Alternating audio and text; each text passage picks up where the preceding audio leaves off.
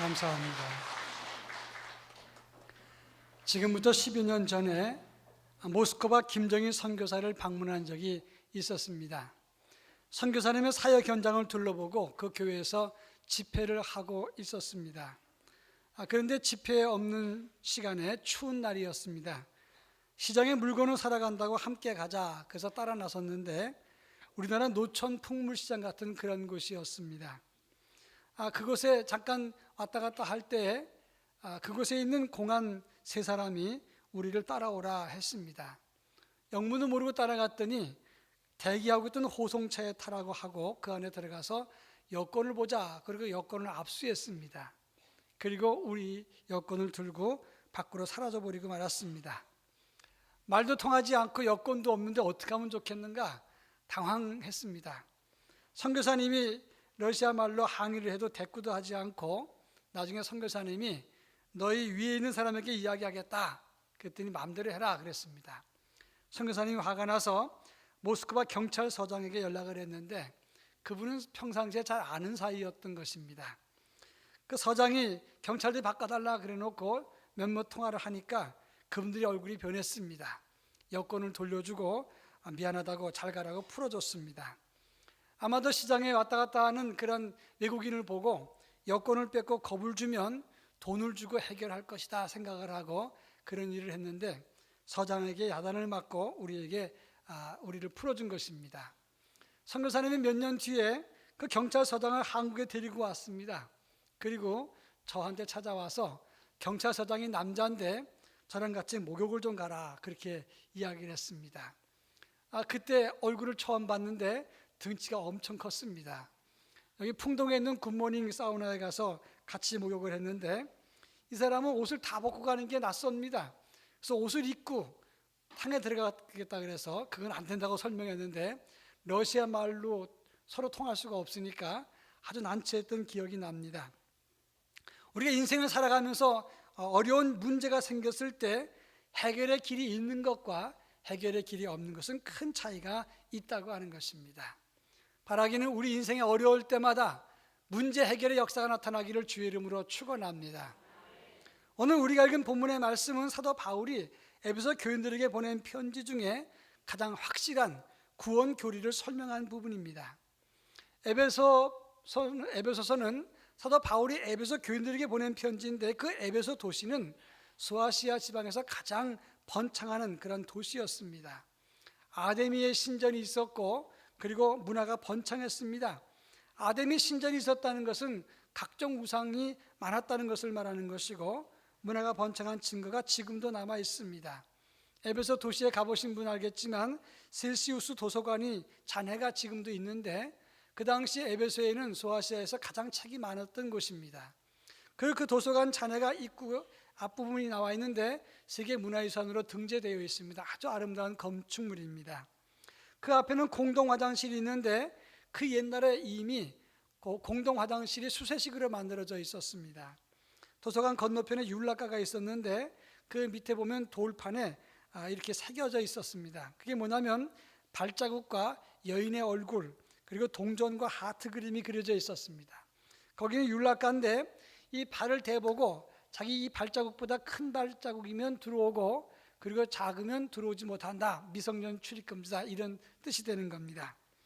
문화는 번창했지만 우상과 풍요와 타락이 함께한 도시였습니다. 그런 도시에 헬라 사람들과 유대인들이 섞여 살았다고 하는 겁니다. 근데 그곳에 바울이 복음을 증거해서 교회가 세워지고 이제 유대인과 헬라인이 함께 교인이 되었습니다.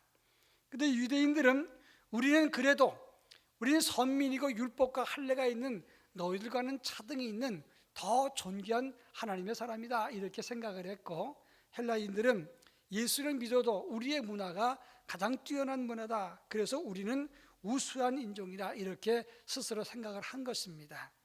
자연적으로 이 유대인과 헬라인 사이에 갈등이 있고 차별이 있고 일치가 되지 않았습니다.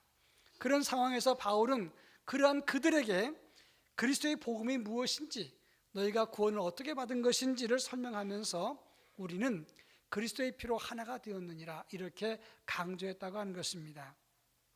오늘 우리가 읽은 이 본문을 잘 연구해 보면 우리 인간의 실존이 무엇인지 그리고 그리스도의 구원과 은총이 무엇인지, 우리 그리스도인은 어떻게 살아야 되는가를 잘 설명해 놓고 있다고 하는 점입니다. 사순절을 맞이해서 사순절의 영성 중에 또 하나, 이 본문을 통해서 주시는 사순절의 영성을 함께 살펴볼까 합니다. 제일 먼저 11절과 12절 말씀을 다 같이 읽어보겠는데, 11절 제가 읽습니다. 그러므로 생각하라. 너희는 그때 육체로는 이방인이요 손으로는 육체에 행한 할례를 받은 무리라 칭하는 자들로부터 할례를 받지 않는 무리라 칭함을 받은 자들이라. 그때 너희는 그리스도 밖에 있었고 이스라엘 나라 밖의 사람이라. 약속의 언약들에 대하여는 외인이요 세상에서 소망이 없고 하나님도 없는 자이더니.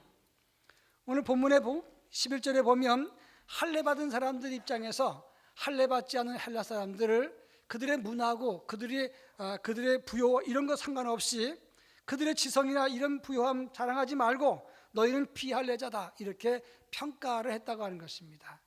그런데 바울은 그들에게 이런 말을 합니다.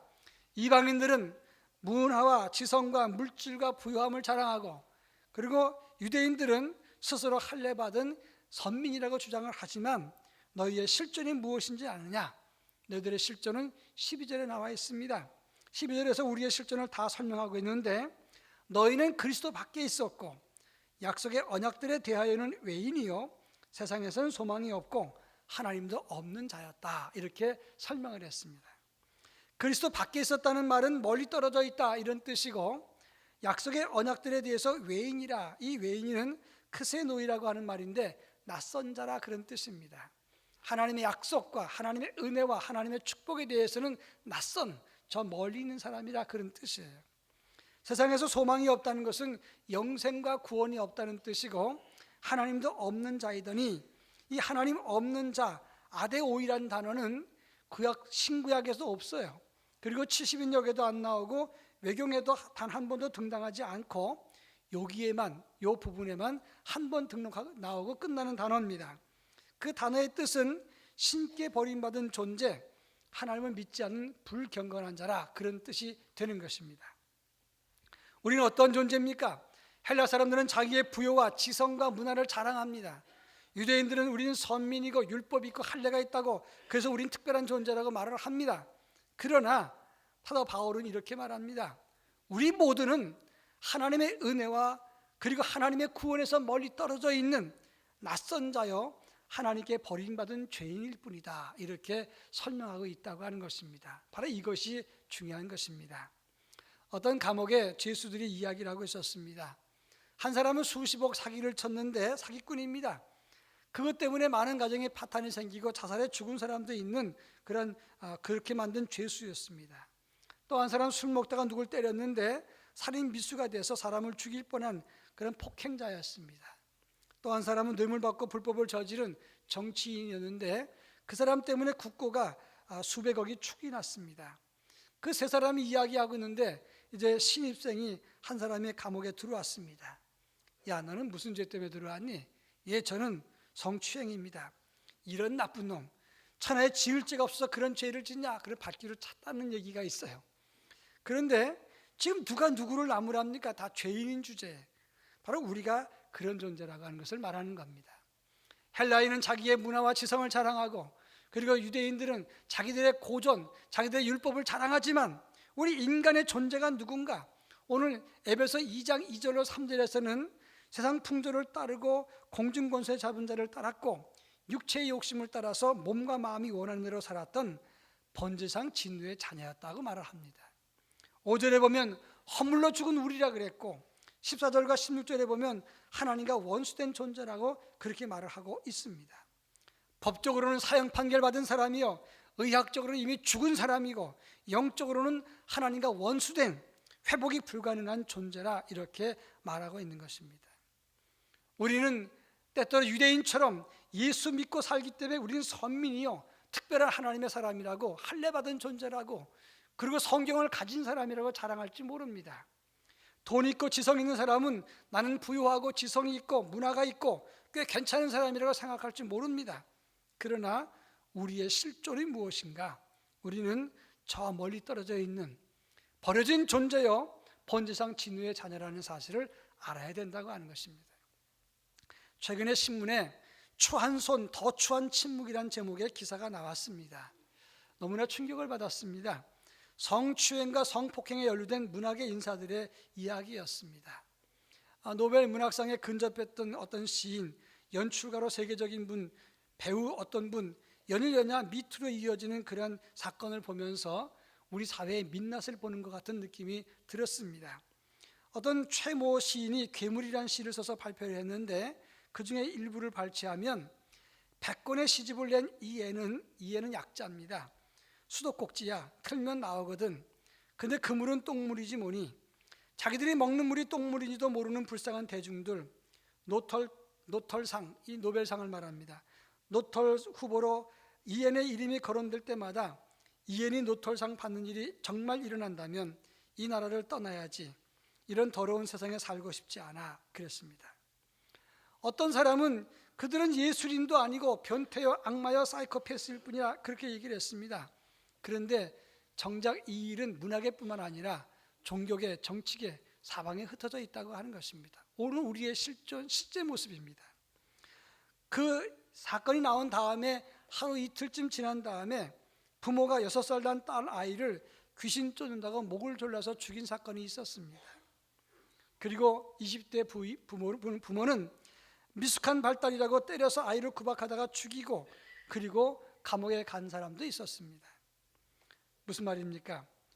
우리 겉만 번지르르 하고 인생의 실상의 민낯이 무엇인가를 보여주고 있는 그런 느낌이 들었다고 하는 것입니다. 정치나 문화나 경제나 종교, 학계 어느 곳 한 곳이 온전한 것이 없는 것처럼 느껴집니다. 그래도 나는 예수 믿으니까, 성경을 많이 읽었으니까 유대인처럼 나는 괜찮은 사람이라 말할 수 있을까? 나는 가진 것이 있고 지성도 있고 꽤 괜찮은 교양도 있으니까 나는 다른 사람보다 더 우월하다고 말할 수 있을까? 우리의 본질은 다 죄인이라고 하는 것입니다. 잠언 3장 10절 이후에 보면 의인은 없나니 하나도 없도다. 깨닫는 자도 없고 하나님을 찾는 자도 없고 다 치우쳐 무익하게 되고 선을 행하는 자 없나니 하나도 없도다.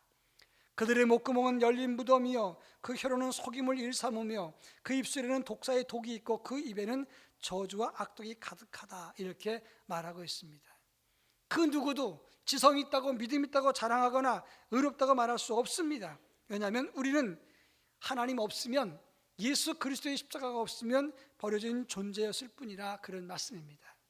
그런 인생, 번지상 진노의 자녀였던 우리들을 향해서 하나님이 어떻게 하셨는가? 오늘 13절부터 16절까지를 한 절씩 읽어보겠습니다. 13절, 이제는 전에 멀리 있던 너희가 그리스도 예수 안에서 그리스도의 피로 가까워졌느니라.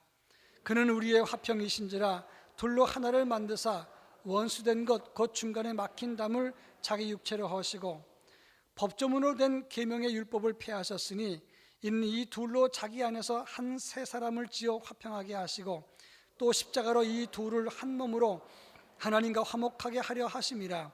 원수된 것을 십자가로 소멸하시고.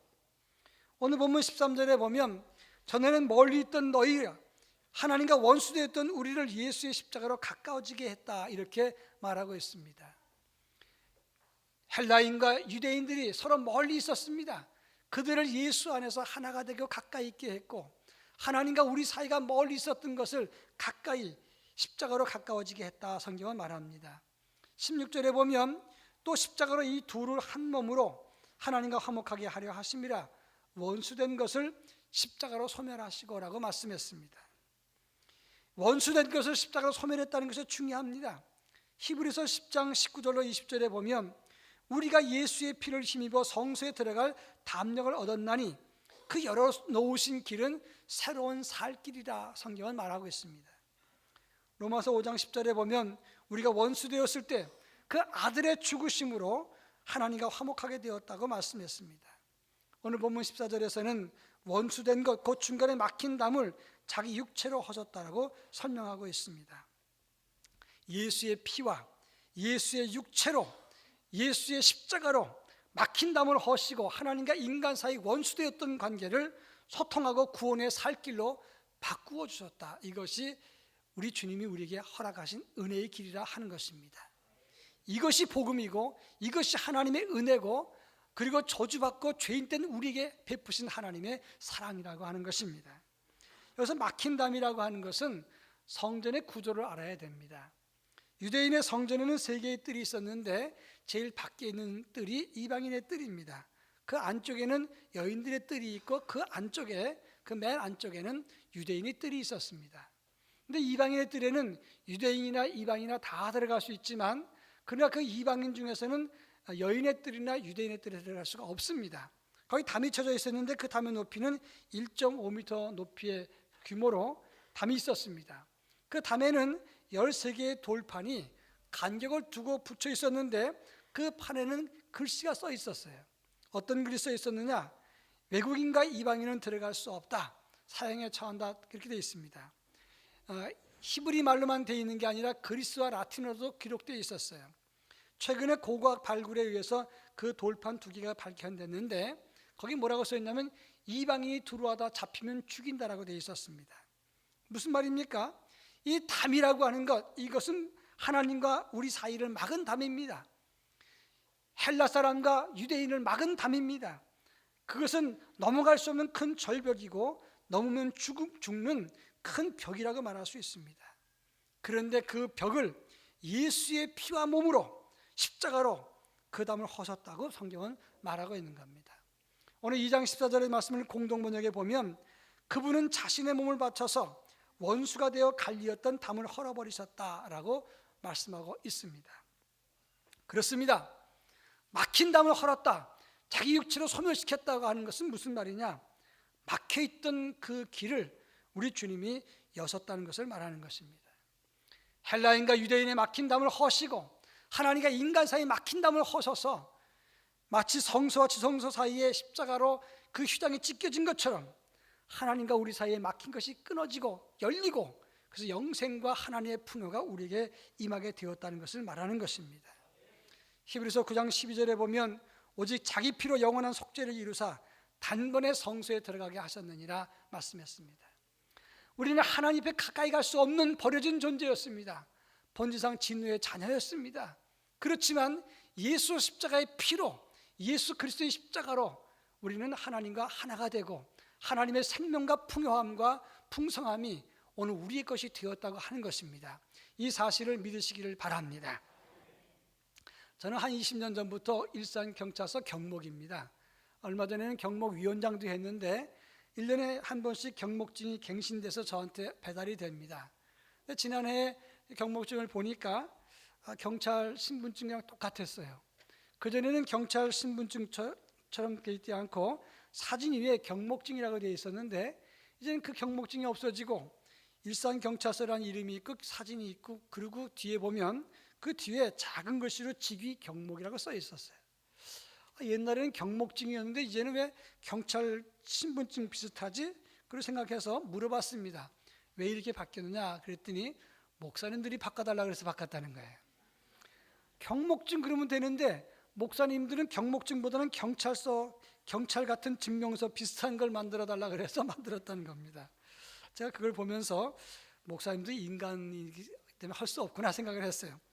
그런데 우리가 목사, 예수 믿는 사람의 권위도 있고 목사의 권위도 있는데 굳이 세상의 권위를 덧입어야 되겠는가, 이런 생각을 하게 됐습니다. 여러분, 우리가 분명히 알아야 될 것은 우리가 덧입은 권세는 매년 해마다 갱신하는 그런 권세가 아니라는 걸 알아야 됩니다. 세상의 권위가 아니라는 걸 알아야 됩니다.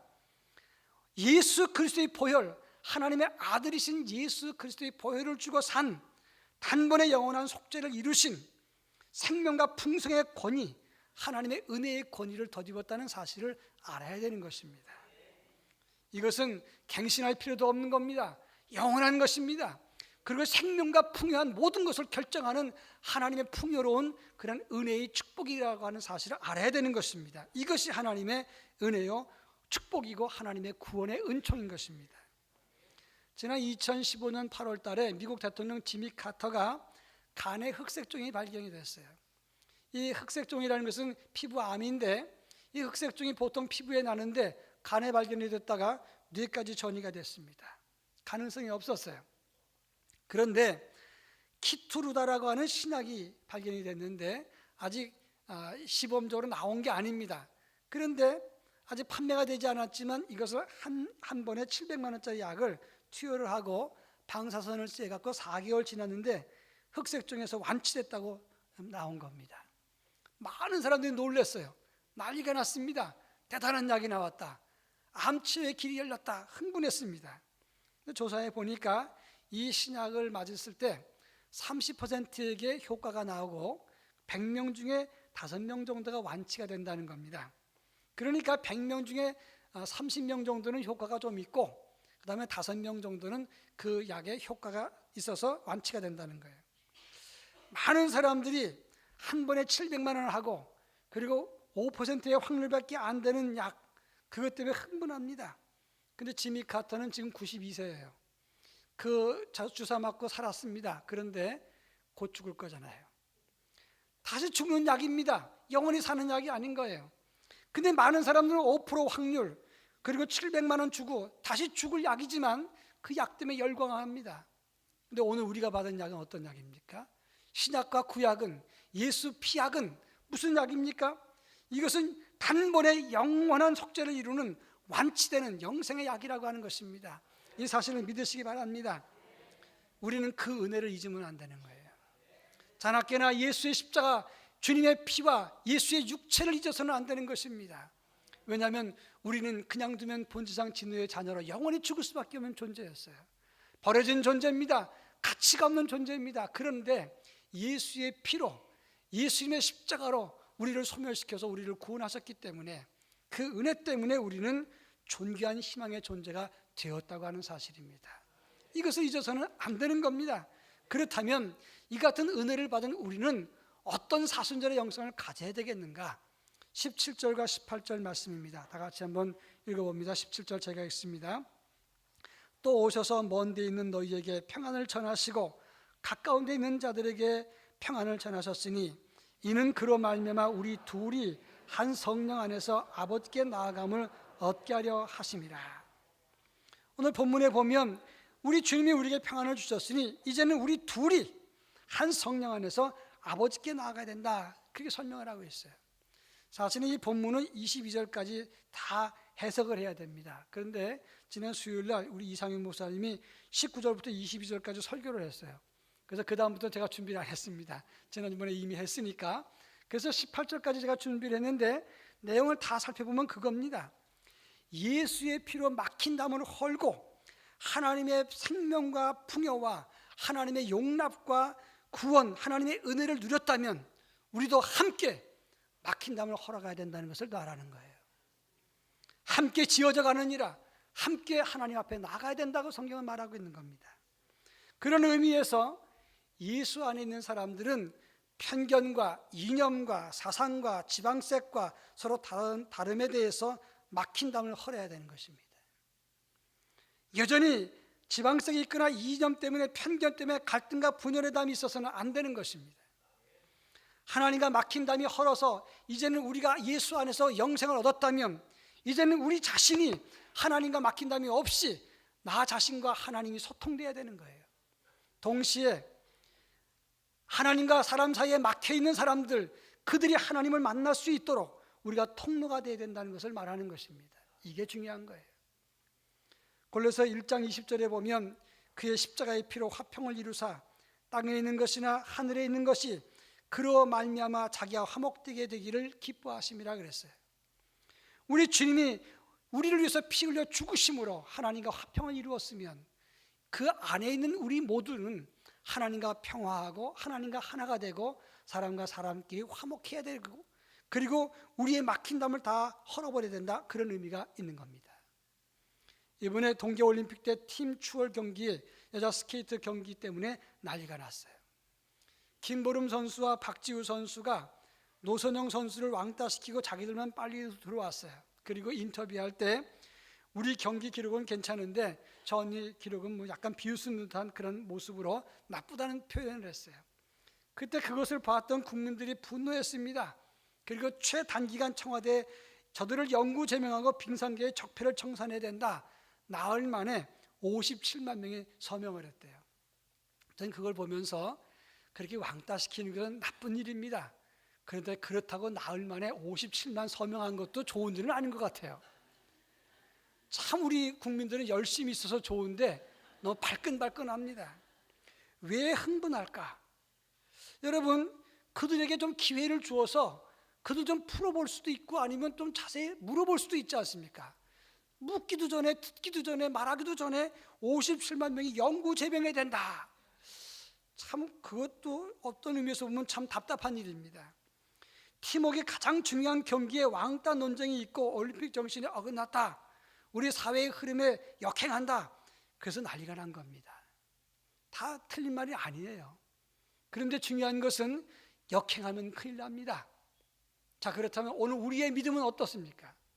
예수님께서 우리 위해서 십자가에서 막힌 담을 하셨는데 우리 왜 역행하는 삶을 삽니까? 왜 담을 쌓고 삽니까? 땅에서 매면 하늘에서도 매이고 땅에서 풀면 하늘에서 풀린다고 했습니다.